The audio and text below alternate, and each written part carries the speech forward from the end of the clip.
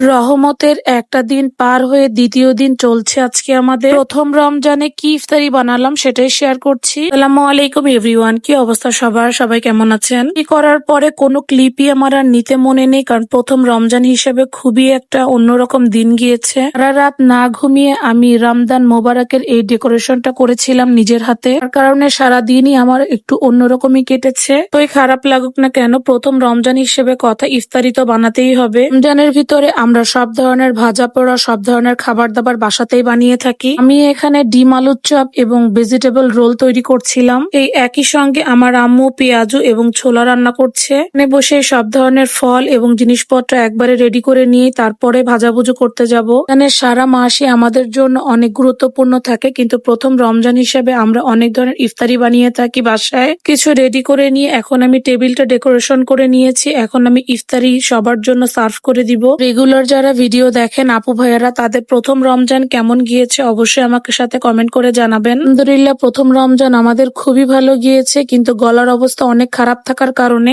তেমন একটা ভিডিও আমি শেয়ার করতে পারছি না। ইনশাল্লাহ খুব দ্রুত সুস্থ হয়ে আপনাদের মাঝে আবারও ফিরে আসবো। সবাই আমাদের জন্য দোয়া করবেন। আজকের মতো এখানেই বিদায় নিচ্ছি। দেখা হয়ে যাবে আপনাদের সাথে নেক্সট কোনো ভিডিওতে।